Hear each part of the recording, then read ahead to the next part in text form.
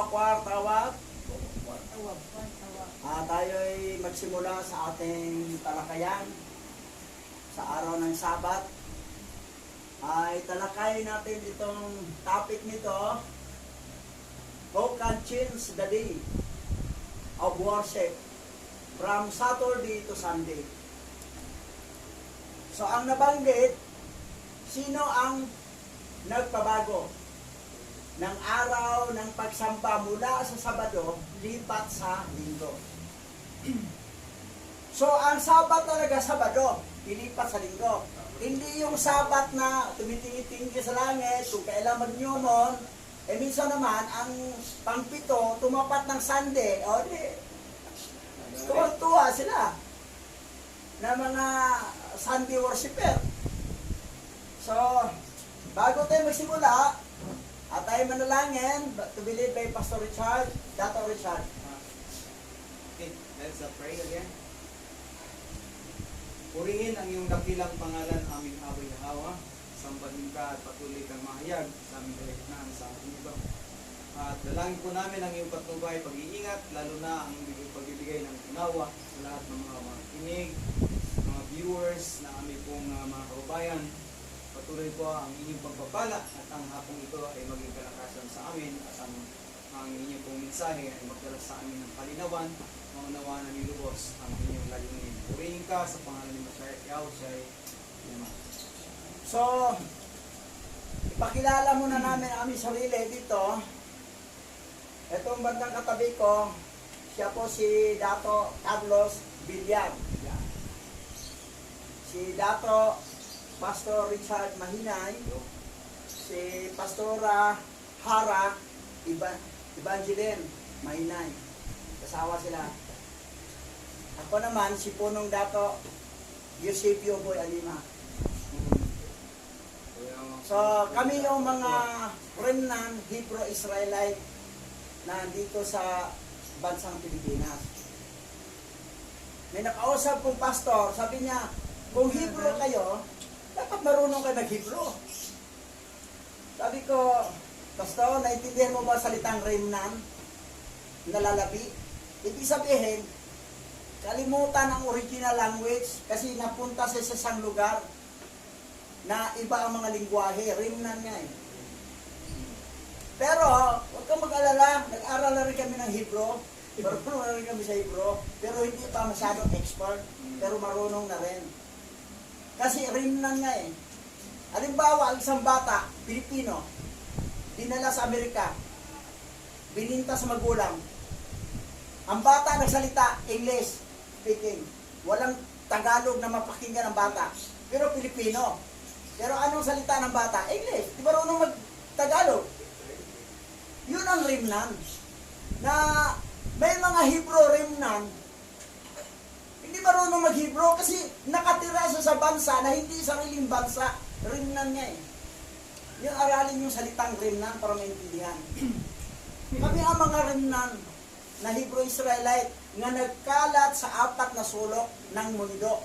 Mabasa yan sa Isaiah chapter 11 verse 11 to 12.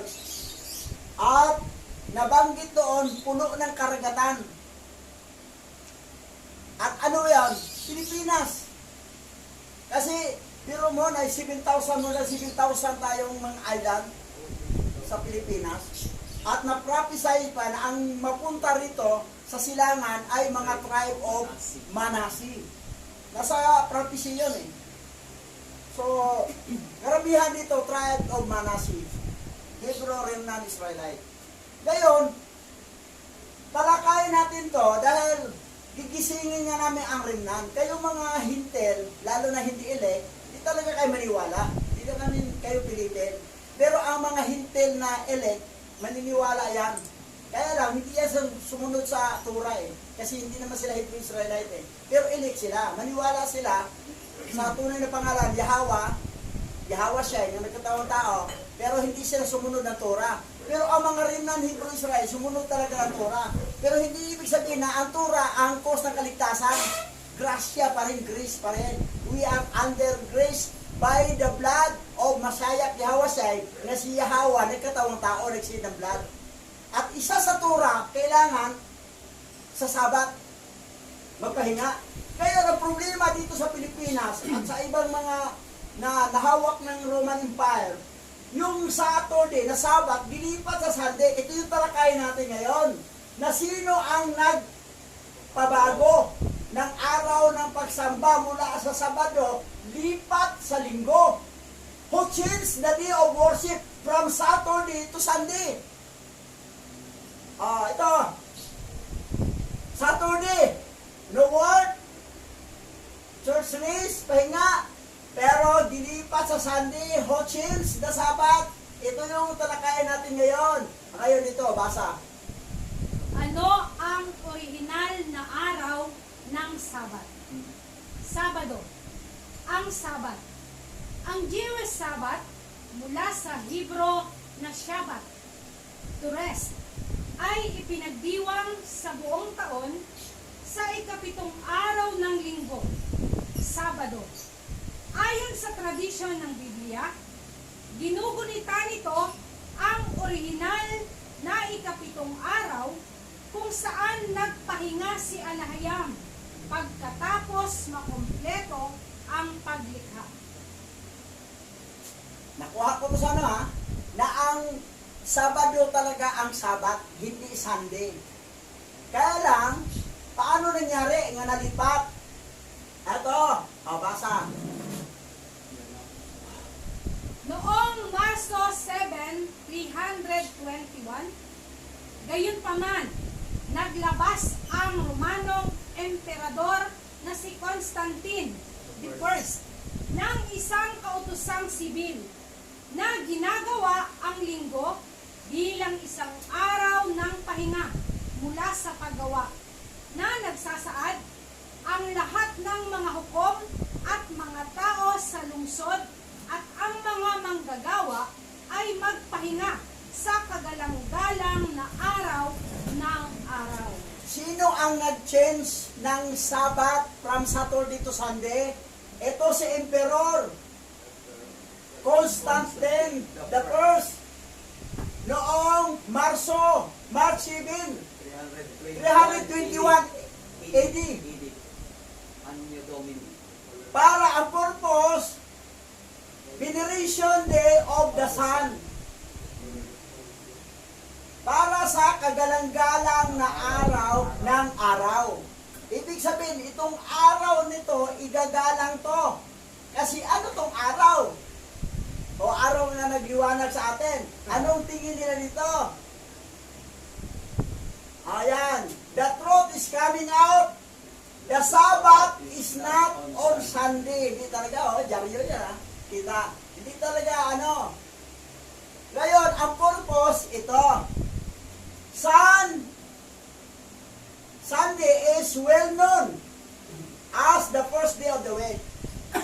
Well known talaga, kahit tingnan mo sa kalendaryo. First day of the week. Sabbath, the Hebrew word signifying rest. Signifying rest, kaya lang ginawang Sunday. Was the name given by Hittin of the first day of the week because it was the day on worship, on which they worship the sun. Yun pala, dilipat Sunday para sambahin ang araw. Yan pala ang pinaka-purpose ni Constantine the Great o the First. Ngayon, ito. Ito nang bala yung pasor.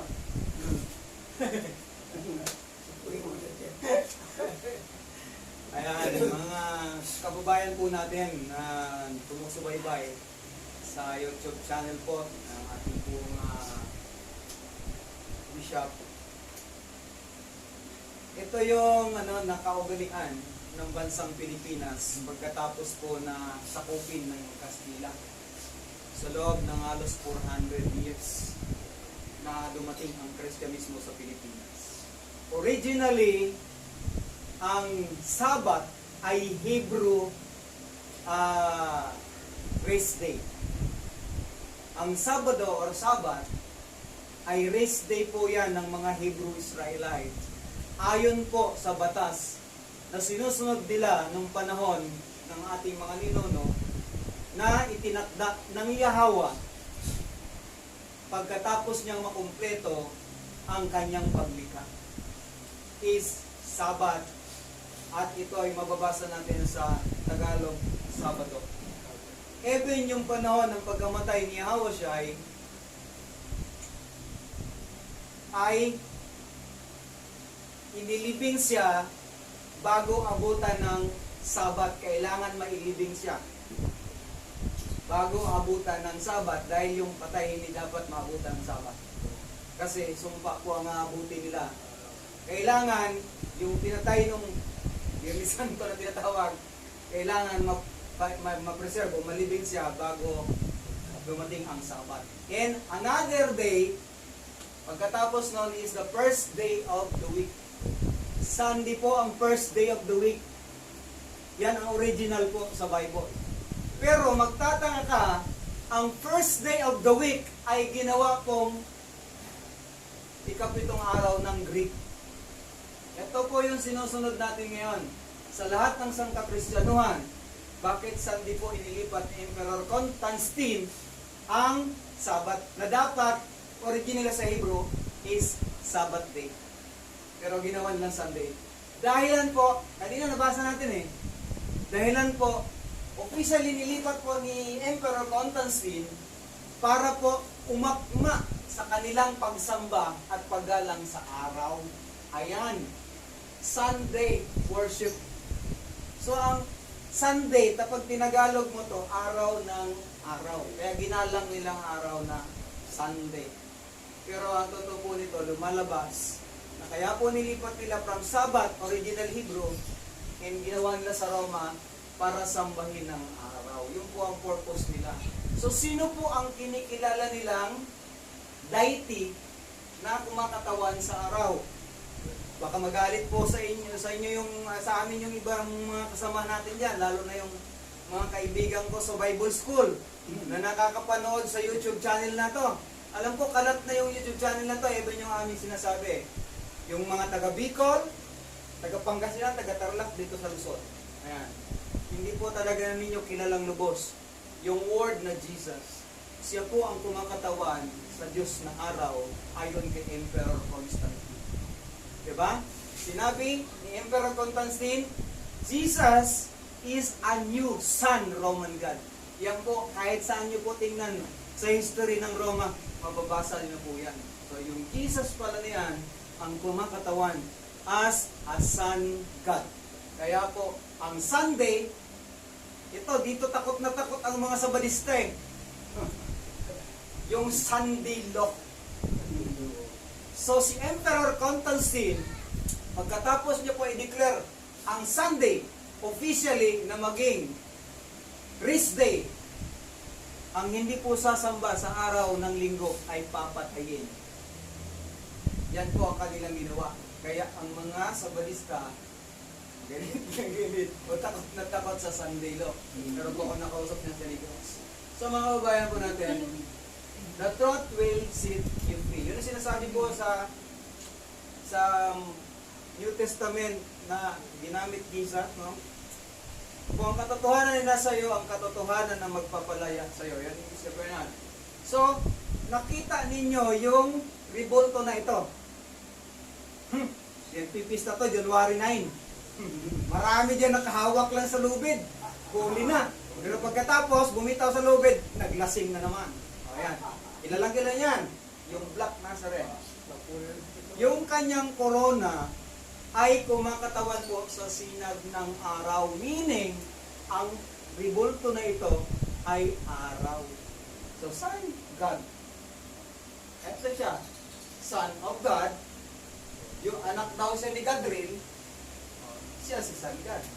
So, makikita natin kung bakit lahat ng obelisk or simbolo na hinahawakan ng mama na yan ay may bilog na may mga sinag. Makikita ninyo, so sila po ang symbolic ng araw. So lahat po ng wino-worship nila ay tungkol po sa araw. Kaya tinapat nila ang pagpupuri ng mga Kristiyano ay araw ng linggo. Babasahin ko. Ezekiel chapter 8, verse 14 to 17. Dinala niya ako sa pintuan sa hilaga ng pagpasok sa templo. At dooy may mga babaeng nananangis para kay Tamos. Sinabi sa akin ni Yahweh, nakikita mo ba yan? Masahol pa riyan ang makikita mo.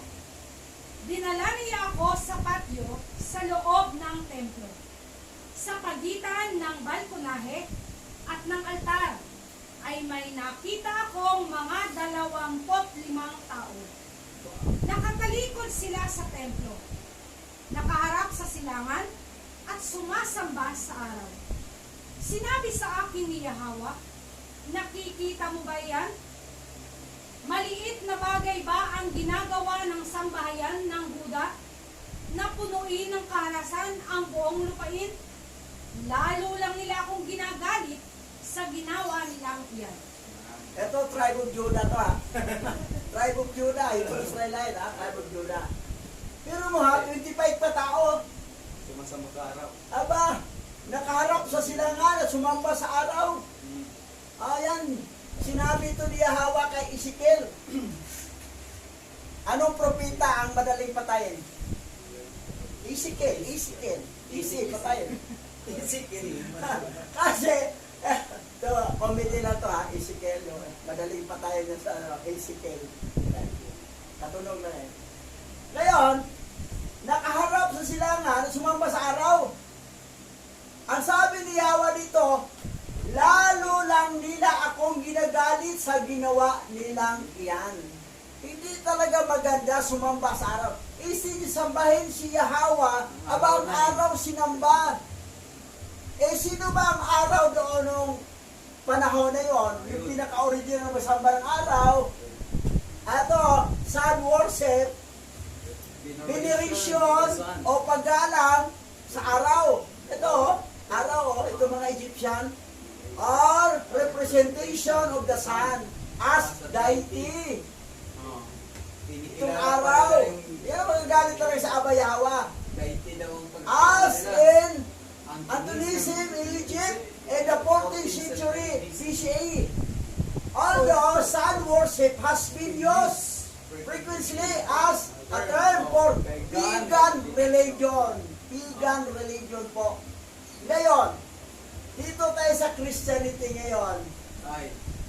Jesus is the Son of Gadriel. Gadriel yan eh, pero hindi naman God, deity. Not Son God. Christianity, kayong manood sa YouTube channel, mga Kristiyano, sabi na, Kristiyano kami, hindi kami Katolik, ay galing pa rin kayo doon. Is the Sun worship religion. Ang mga Kristiyano ay nagsamba sa araw. Is a sun worship religion. Bakit? Nagsimula kay Horus. Born on December 25, aba, malapit na. Ang December 25 na pinanganak ang deity na araw na mula kay Horus, bumagsak si Jesus. Born of the Virgin, star in the east, adorned by the three king, teacher at the 12, baptized, minister at 30 at 12 disciple, na itong simula ng sun worship, nagsamba sa araw sa Egypt ay noong 3000 BC. 3000 BC pa. Ngayon, tingnan mo, ikaw naman pastor. Ayan. May napansin po ako doon sa binasa ni Bishop kanina, no? Ang pagsamba sa araw ay pagan religion. Hindi po Hebrew. Yan. Mapapansin natin na si Horus na siyang kumakatawan sa sun deity ng Egypt ay siyang nire-represent din halos kamukha ni Jesus. Si Horus at si Jesus ay walang pagkakaiba.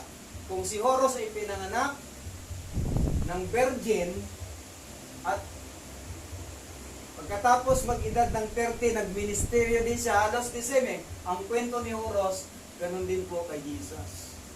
So parang walang pinagkaiba. Nagbago lang ng pangalan, Horus, Jesus. December 25 din. December 25 din siya pinanganak. Oo.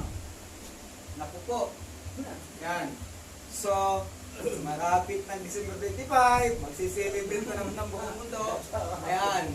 So ngayon, eto na. Yung symbol na yan, IHS. Hindi nawawala yan sa lahat ng cross ng Kristyanismo. Isis, Horus, at Sheba. Mga kinikilalang deity yan ng Egypt. Taka ako, bakit sa Egypt galing yan? Yan symbol na yan, pero dala-dala sa Roma. Kasi ang Christianity po ay galing sa Roma. Ay galing sa Egypt. Sorry. Galing sa Egypt ang Christianity. Inadapt lang ng Roma by Emperor Constantine. Ayan, napapansin niyo po ba ito? Hindi makita, no? Kailangan dapat na-zoom. Ito po ay bilog. Mayroon siyang mga guwit-guwit sa gilid at kumakatawan siya sa mukha ng araw. May mata, may ilong. So ngayon, lalo na ito. Ito niluludan sa Jerusalem, may butas sa Jerusalem. Ganito ang mukha. So gawa talaga ng mga Edomite yan. May dugo pa nga yan. May dugo. Nakikita nyo, lahat ito, halos kamukha siya ng araw. Ilagay mo pa yung mukha na yan na gwapo. Kumakatawan po na si Jesus ay kumakatawan bilang Diyos na araw ng pagan religion. Lalo na itong nakadipa sa cross. Dapat dito lang yung symbol. Bakit nabuo? Yan. So, ibig sabihin, wala kang pwedeng alisin na pagkakakilanlan, Jesus is the Son God ayon sa declaration ni Emperor Constantine. Kaya ang Christianity, nakakalungkot mang sabihin, kasama po kami dati dyan ni Bishop. Kami po nagturo din po dyan. Ngayon po hindi na kami nagtuturo. Inilalantad na po natin ang ating nalalaman na ang Christianity ay hindi sa tunay na Creator naglilingkod at sa tunay na Savior nagpupuri, kundi sa Greek Sun God na walang iba kundi ang kanilang pinararangalan ang create ng pagan religion na deity as araw or sun na kumakatawan sa tao ito na ating minahal, tinanggap at sinasabi ito ang daan ng kaligtasan at ito ang magdadala sa atin sa langit. So mali. Ito ang magpapahamak sa atin dahil Diyos na araw po yan. Hindi po yan tunay na Yahweh from Yahweh na nagkatawang tao ang may kapangyarihan sa lahat ng bagay. Jesus is the Son God. Yan po ang katotohanan. Si Jesus po ang Diyos na araw. Yan. Ano po ang ating maaasahan sa Diyos na araw na yan? Ang ginawa ni Abba Yahweh ang araw para maging liwanag sa buong sanglibutan. Pero ang ginawa ng mga pagan religion, sinasamba po ang araw sa lahat ng mga tao. Yan ang sinasamba ng lahat ng sangka-Kristyanuhan. Ano po ang inyong asahan? Wala. Walang kaligtasan diyan. Yung mga tribe of Judah, na doon sa Ezekiel, Isa pa yun. umarap sa silangan, samba sa araw ito. Ngayon, itong kapanahonan natin, sino yung araw na rabal? Ito pala. Ito, Oo. Jesus. Sikat to sa buong mundo eh. Pinaglaban nila eh. Kasi naghimala to. Hindi naghimala tatlong fallen angel na nasa kanya. Apat. Apat pala. Apat. Si Horus. Ay, Perseus. Madami. Madami no? Madami. Oh. Madami kung ang pinakatawan niya eh. Si Zeus. Si Serapis. Si Horus. Si Libyata na si Dagon. Fish God. At siya bilang sun. Diyos na araw. 5. 5. 5 fallen angel, magsamit yan, malaki ang himala talagang magawa. Si Mastima nga, kaya niyang ipaghimala yung mga mangkukulam eh. Yung mga salamangkero. Makagawa din ng ahas to. Oo. Ito pang lima ang fallen angel na sa pangalan Jesus Christ, yung Jesus. Grabe. Tumatayo pa yung pipe nila eh. Tumatayo. Pati yung pipe. Oo. Yung bulag nakakita. Yung kumpare ko kasi yung anak niya, inanak ko. Ayaw talaga umalis dito. Sabi niya pare, may sentimental value ko sa pangalan na yan dahil muntikan akong namatay. Kaya lang nabuhay ako at hindi ako namatay dahil dito. So, pinagtiwala mo ba ang kaluluwa mo dito? Dahil lang nabuhay ka, namuntik kang namatay? Kaya lang, hindi makapaglinglan si Satanas kung wala siyang himala. Binanggit niya sa Revelation eh, na maraming nalinglan niya dahil sa kanyang himala. Pero sa binigyan sa ng kapangyarihan para gawa ng iwala. Ngayon, kayong mga Kristiyano, kami, hindi na kami Kristiyano Sayanik na kami. mga masayanig kami. Dahil siya ako siya ay masaya. Ang Christian ay worship the sun. Nagsamba sa araw. Sa mga tribe of Judah noong panahon na kinagalit ni Abay Hawa, Sumamba siya. literal yung araw hinarap na sinamba. Pero ito ngayon, ang linglang ni Satanas, Hindi na yung araw, ito na yun. eto na, yung Jesus. Yung pangalan na.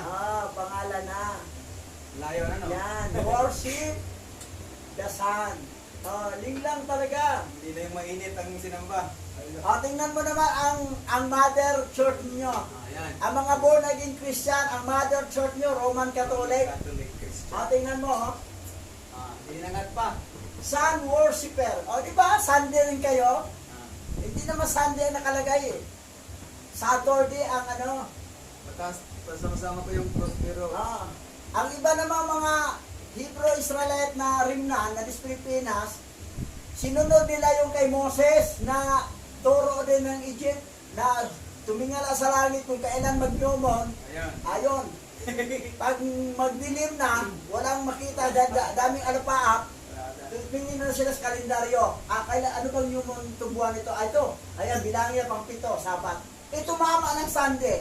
Nag-worship na Sunday rin. Di sun worship pa rin. So, wala talaga. Ayan, tingnan mo naman Yan. sa dami. Sige, pastor, ikaw. Tuloy mo. Ayan. Ah. So, hindi na po namin kayo pipilitin. Kasi alam po namin, sa lahat po ng ayaw kaming paniwalaan, alam ko gagawa kayo ng eksipwente para hindi po ninyo tanggapin na si Jesus ay kumakatawan sa Diyos na araw ng mga pagan at ang pagsamba sa araw ng linggo ay pagsamba sa araw. Ano kung hindi ninyo tatanggapin ito kagad-agad? At katulad po ng sinasabi ni Bishop, ang mga tatanggap lang sa aming ipinapahayag ay yung pong mga remnant ng Israel. Yung mga lahi po ni Jacob na nagkalat sa 4 na sulok ng daigdig. Ayon po sa Isaiah 11:11. So, lahat po tayo ay nalinlang sa matagal na panahon. Akala ko nga dati talaga nakikipagbuno pa ako nun sa balista eh. Sabi ko, Tay, taga Negros po yun, alam niya. Sabi ko, Tay, hindi Sabado ang pagsamba. Linggo talaga. Iyak, umiiyak yung matanda. Dahil sabi niya, ako din daw ay naloko. Tama siya, may point siya. Kaya lang, ang kanya lang mali. Ang kulang niya lang, no? Tama yung sabat nila eh. Ang kulang lang sa kanya si Jesus. Dapat tanggalin niya yun. Kasi sabi ka si Jesus eh. So mga kababayan, bakit hindi ninyo i-analyze at pinipilit ng mga tao na to, ng mga head ng Catholic Bishop, na laging itinataas po nila ay ang simbolo ng araw. Hindi ba niyo napapansin? Pero yung pangalan na nasa Bible, ang kinikilala natin, akala natin walang kinalaman yon. Akala natin hindi siya connected sa mga bagay na to. Pero ngayon, napansin natin, nalaman natin, na yung mga itinataas nila bilang araw symbols ay kinakatawan ng pangalang Jesus. Ayan. So ano po ba kung hahantayin natin dito? Kailangan pa ba na ito ay mabulgar pagdating ng ending, ng pagwawakas? Kung sa oras na ito, malaman natin, ngayon pala mga emblem na mga symbols na araw na yan ay kumakatawan kay Jesus. At ang lahat ng sumasamba kay Jesus ay sumasamba sa araw. Mga kababayan po namin, mga mahal naming mga mahal sa buhay, mga kamag-anak ko, alam ko hindi limit sa inyo, napapanood nyo na to sa YouTube. Sinasabi ko sa inyo, itong mga simbolo ito ay araw. Kinakatawan po ito ng pangalan ng Jesus. At lahat po ng Christianity ay sumasamba sa araw ng linggo. Meaning, sumasamba sila sa araw. Sunday worship ang tawag sa araw ng pagsamba sa araw ng linggo. Kaya, alin man ang inyong gawin, Sunday worship, yung araw ng linggo, or kayo ay manalangin dito, tumingala. Dahil ito talaga, sinusunod yan.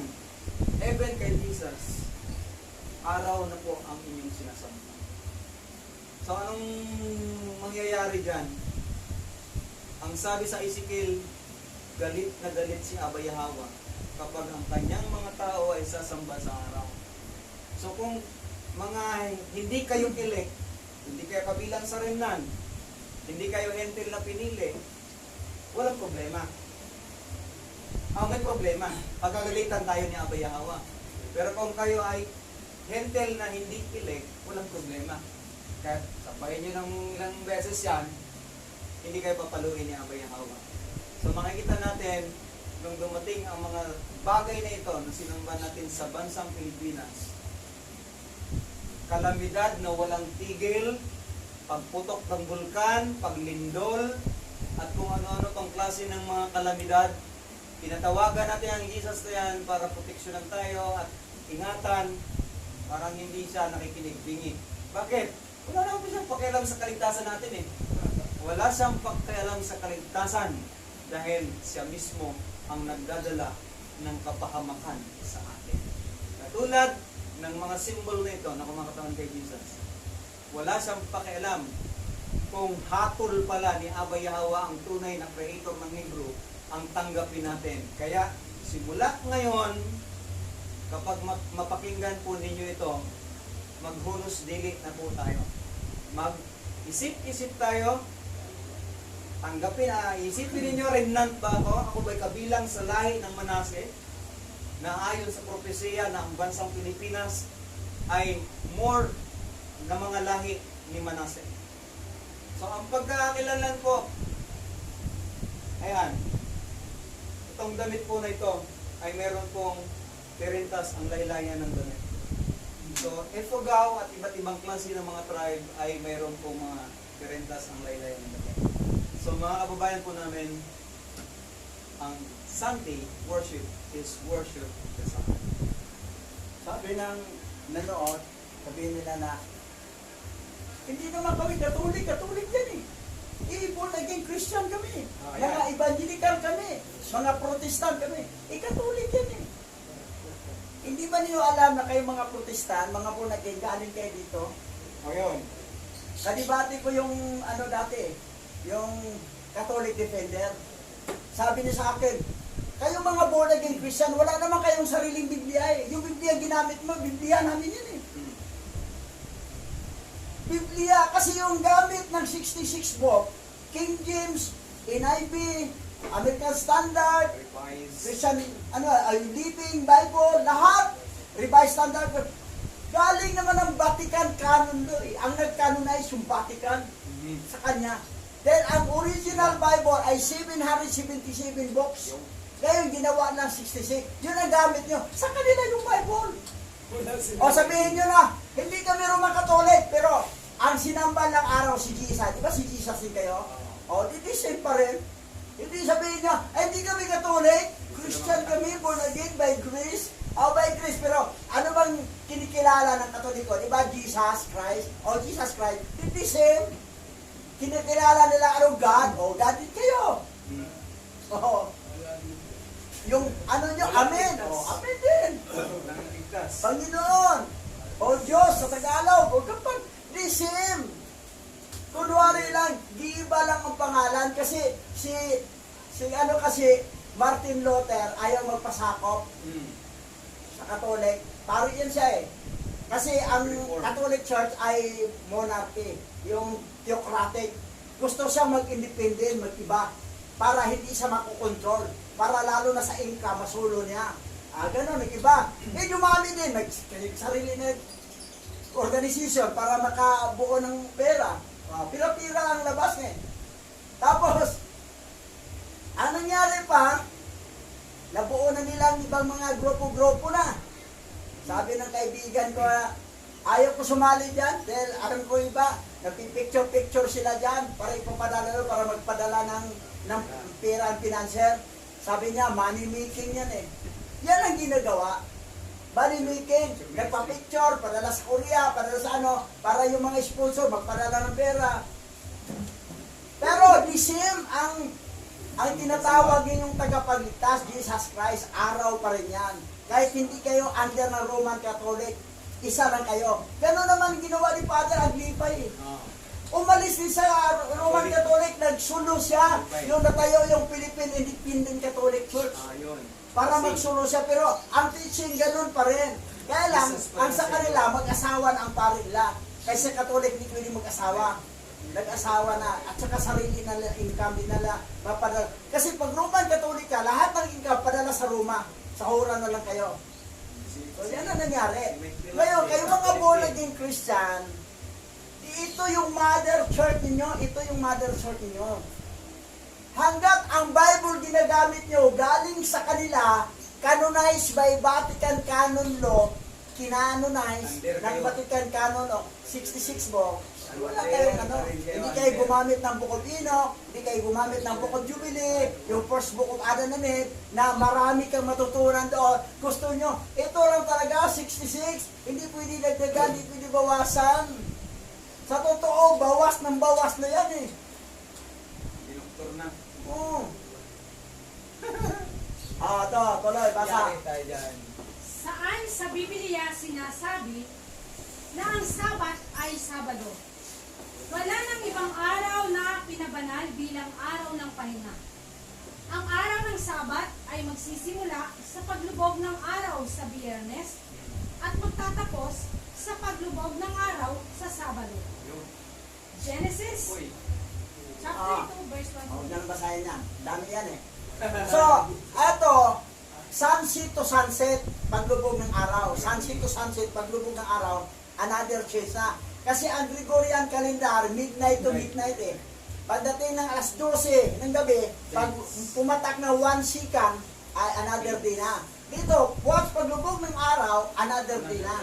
So, yun nakalagay rito. Sa daming talata nito, pero magbasa lang tayo kilala. Unahin natin itong si Jeremiah 30:19. 30:19 ha. Unahin natin. O, basa. Nehemias chapter 13 verse 19 to 21. Kaya iniutos kong mula noon, pagsapit ng araw ng pamamahinga, ang mga pintuan ng lungsod ay sarhan bago lumubog ang araw. At huwag bubuksan hanggang hindi natatapos ang araw na iyon. Pinabantayan ko sa aking mga tauhan ang mga pintuan upang matiyak na walang anumang panindang maipapasok sa araw ng pamamahinga. Kung minsan, ang mga mangangalakal sa Jerusalem ay sa labas ng pader na tutulog. Binalaan ko sila na kapag umulit pa sila, ay gagamitan ko na sila ng dahas. Mula nooy, hindi na sila dumarating kapag araw ng pamamahinga. Ito si Nehemiah, bakal kamay ito siya, ang batas ito, matindi ito eh. Gagamitan na ng dahas pag hindi sumunod. Kasi ang ginawa doon, ang mga negosyante, nandoon na sila, nag-abang na para pag ano, pero mo araw ng Sabat na hindi negosyo, kasi marami magsimba, makikita, magsimba, di ba? Dapat na negosyo sa labas. Araw ng Sabat, walang ano. Oh, ngayon, Sabat yan ha? Okay, ano sunod? Exodo chapter 31 verse 13 to 14.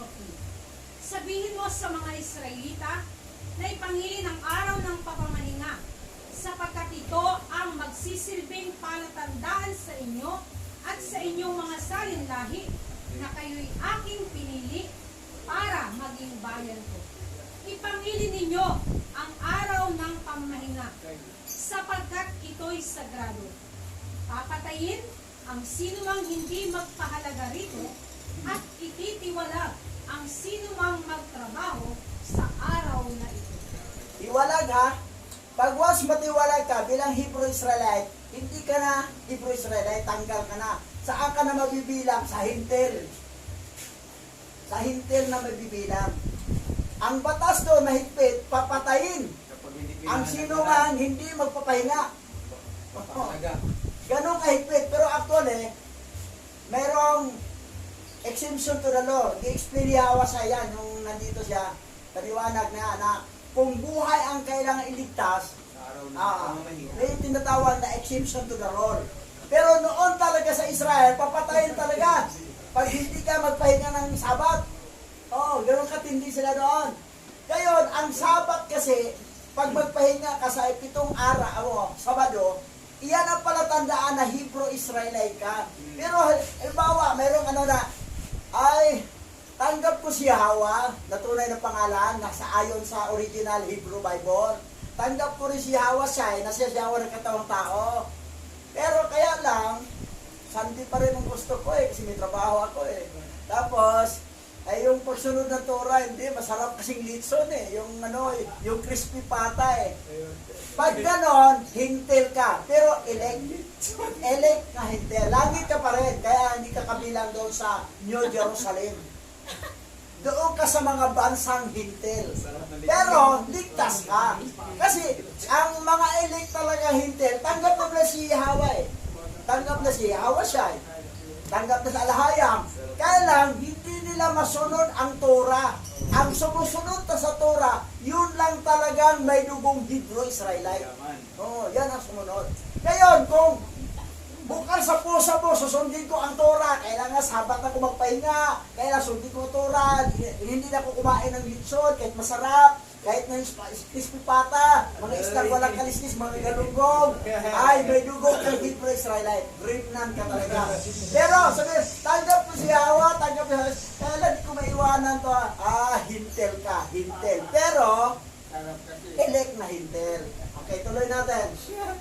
Basa. 6 na araw kayong magtatrabaho, ngunit ang 7 araw ay araw ng ganap na pamamahinga at nakalaan para sa akin. Papatayin ang sino mang magtrabaho sa araw na ito.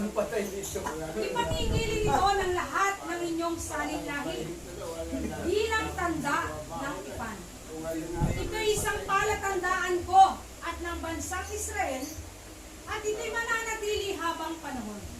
Sapagkat sa loob ng 6 na araw, nilikha ko ang langit at ang lupa at nagpahinga ako sa 7 araw. Ngayon, may nag-asa na Hebrew Israelite sila. Hebrew Israelite ako, alam ko na pagdating ng New Heaven, New Earth, and New Jerusalem, doon ako makatira sa Jerusalem, sa Israel. Ngayon, nagtaka sa pagdating doon, bakit hindi ako dito? Dito ko sa mga bansang hintil. Pero New Heaven yan, New Earth.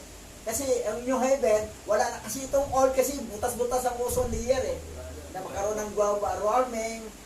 Yan. So, bago na talagang langit at bago ang lupa, New Earth at New Jerusalem. At sa New Earth, may iba-ibang bansa mga hintil. Kaya nangyari, bakit nandito ka? Ang tanong doon, sa araw ng Sabat, nagpahinga ka ba? Kasi minsan hindi Kasi sira ang motor ko. Tapos ko na pamasahe. Hindi ko nakahiram ng bike. Ayan. Doon ka sa hintil. Kasi nagtatrabaho ako hindi ko hirap kasi para makabili ko ng mabayaran yung bahay ko. Ayan, doon ka sa hintil. Bilang ka na sa hintil. Tanggal ka na bilang Hebrew Israelite. Ganon. Pero ang kaligtasan, hindi naman wala. Kasi naniniwala ka naman na ang dugo ang nag-shape sa'yo ni Yahweh. Sanabi ng Yahweh kay Adan na magkatawang tao siya mag-seed ng blood at mabalik ka sa Garden of Eden, sa Kingdom of Heaven, hindi lang ikaw, kundi ang iyong mga binhi ni Adan, kay Seth, lahat. Pero yung binhi ni Gadriel, binhi ni Mastima ay hindi yon, hindi yan elect. So, ano nangyari? Sa langit ka pa rin. Kaya lang, pag Hebrew Israelite ka, na hindi ka natanggap kasi minor lang kasalanan mo, bangkita ka lang, titira. Walang mansion. Pero kung medyo malalala ang kasalanan mo, hindi ka na mabilang doon sa New Jerusalem. Doon ka na sa bansang hintil. Yan ang nangyari. Ngayon, tuloy tayo. Basa. Kapag nadala ko na sila sa lupaing mayaman at sagana sa lahat ng bagay, tulad ng aking pangako sa kanilang mga ninuno, mamumuhay na sila ng sagana at iwasay. Ngunit sasamba sila at maglilingkod sa mga Diyos-Diyosan. Tatalikod sila sa akin at sisira sa aming kasunduan. Kung dumating na sa kanila ang matinding kahirapan at kaguluhan, ang awit na ito ang siyang susumbat sa kanila, sapagkat matatanim ito sa isipan ng magiging lahi nila. Hindi ko pa sila madadala sa lugar na ibibigay ko sa kanila, ay alam ko na ang kanilang binabalak. Yung awit. Anong awit? Yahweh will make a way where there seems to be no way. He works in ways we cannot see. He will make a way for me. Ayan. Malaala ko nga pala. Pero si Yahweh nagbigay ng daan para makabalik kami ulit. Kasi nalulungan kami sa disyusan. Ayan. Palo. Eto. Tuloy. Acts chapter 13 verse 14. Dadakwat sila, pagkatahak sa Perga, ay nagsirating sa Antioquia ng Pisidia, at sila'y nagsipasok sa sinagoga ng araw ng Sabat at nagsiupo. Doon sila sa Antioquia. Sila yung Pablo. Ang kinikilala ng Messiah roon, o Masyaya, si Yahweh siya. Hindi pa nakapasok ang Christianity sa Greek o sa Roma. Kasi kapanahonan po ito ng mga apostol eh. Napasok lang ang Christianity through Constantine the Great noong 300. 85, 80. Oh, yan na. Eto, nasa mga 60 pa yun. 61 to 62 AD pa to eh. Hindi pa nakakuha ang Tanakh, ang original Bible na 700 sa Roma kasi 70 AD ang nakuha na. Ngayon, tuloy. Basa.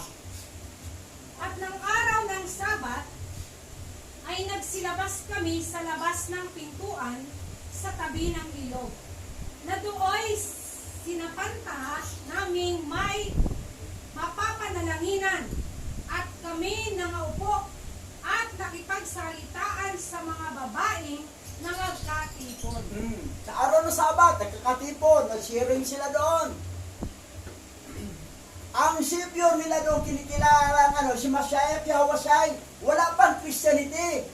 Hindi si Pablo ang founder ng Christianity. Pagdating sa Roma, ang founder na doon, si Constantine the Great, na kinopya din ang founder ng Egypt na si Serapis Christos. Copy-paste na lang siya doon sa Egypt. Pero itong panahon na ito sa Israel ay purely sila Messianic. Tuloy. At si Pablo ay Acts chapter 17 verse 2. At si Pablo ayon sa ugali niya ay pumasok sa kanila, at sa 3 Sabat ay nangatuwiran sa kanila sa mga kasulatan. Kaugalian ni Pablo yan ha. Ayos manner niya, kaugalian ni Pablo. Na sa araw ng Sabat, papasok talaga siya sa templo para makipag katuwiran, explain niya ang katungkol sa kasulatan.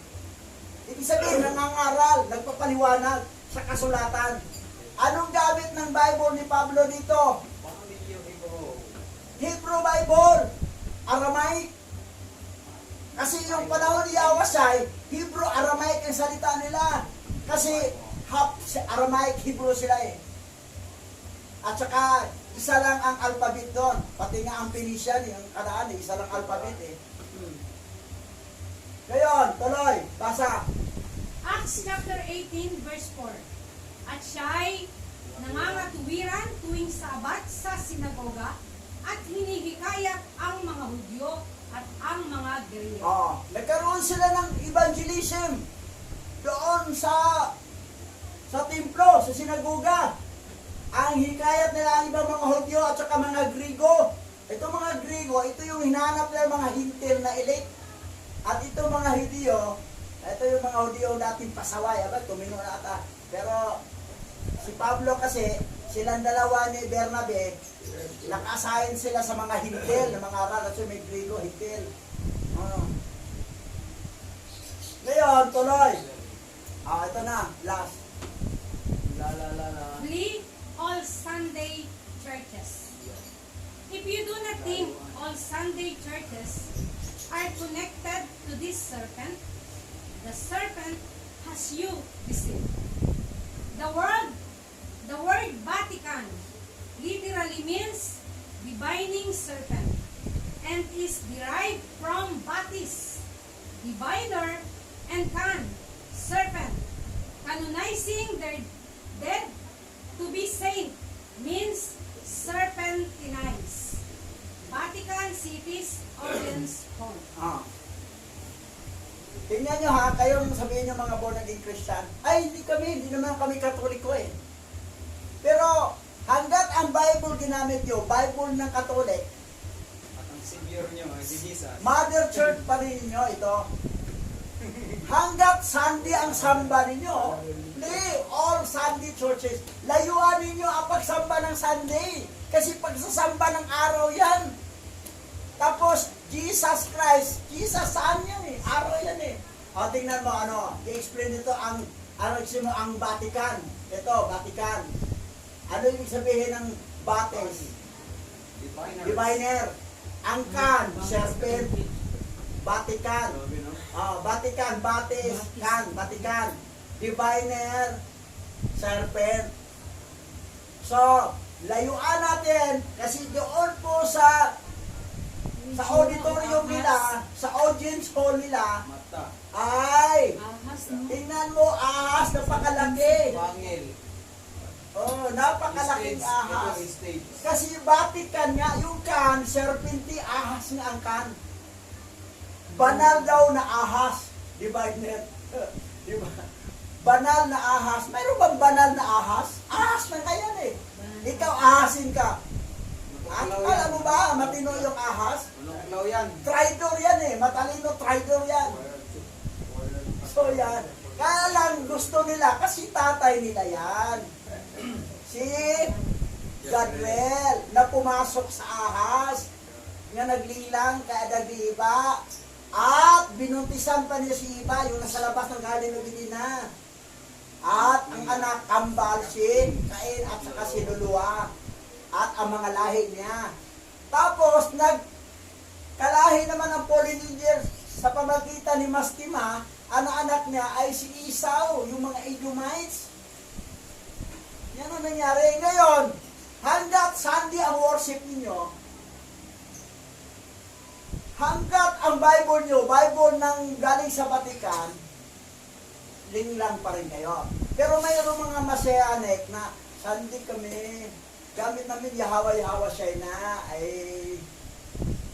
Ama. hintel kayo nga ili. Yahawa. Hintel. Ama. Ligtas naman kayo eh. Elect naman kayo. Kaya lang hintel. Di Hebrew ako. Pag Hebrew ka, pagdating sa langit, ilagay ka sa bansang hintel. Kasi hindi ka sumunod sa Torah. Pero mo ha, anak ni Jacob ha? Ano, ni Judah? Apo ni Jacob. Oo, apo ni Jacob, anak ni Judah, si Unan, at saka si Er.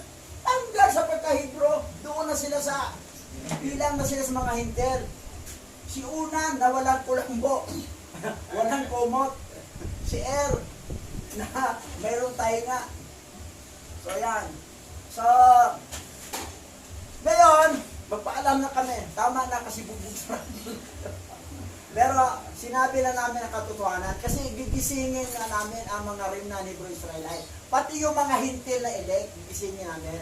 Ngayon, mag-closing prayer na tayo. Hara, Pastora Evangeline, closing prayer tayo. Tayo po ay manalangin. Purihin ka, Aba Yahawa, sa pagkakataong ito. Maraming salamat po sa kaalaman, karunungan at pangunawa na patuloy mong ipinagkakaloob sa bawat isa sa amin. Salamat din po sa paggabay mo sa amin para patuloy na pagtuklas sa katotohanan at magising kami sa katotohanan at magkaroon ng pagkakataon na paitama ang aming mga pagkakamali, ang aming mga maling paniniwala at mamulat kami sa tamang katuruan at ang aming pagkaligaw ay mapalitan ng tamang landas. Salamat, Abay Hawa, sa katotohanan ito na aming ibinahagi ngayon. Pagpalain mo po ang mga makikinig, manonood sa YouTube channel na ito. Ikaw ang siyang mapapurihan at maitaas. O aming Abay Hawa, ito po ang aming dalangin. In the name of Yahweh Shai, Yaman. So mga nanonood sa YouTube channel nito, huwag kayong magsawa dahil para magising kayo, baka remnant Hebrew Israelite kayo o either hintil kayo na elect. Dahil ang hintil na elect, safe talaga yan. At ang remnant Hebrew Israelite, hindi lang dito sa Pilipinas, ang YouTube channel, buong mundo ito, makakarinig. So, ang iba naman, itatranslate nila to sa English o sa anong lingwahe nila. Mayroon tayong translator na Tagalog ang biningkas nyo, pero pag i-translate nyo sa inyong lingwahe, maintindihan nyo, ano ba sa amin, parang ano na yung lingwahe na ninyo. High-tech na ngayon. So, huwag kayong magsawa, mag-comment kayo, kahit English, anong lingwahe, kasi itatranslate ko rin yun eh. Comment, subscribe. Be blessed. Shalom.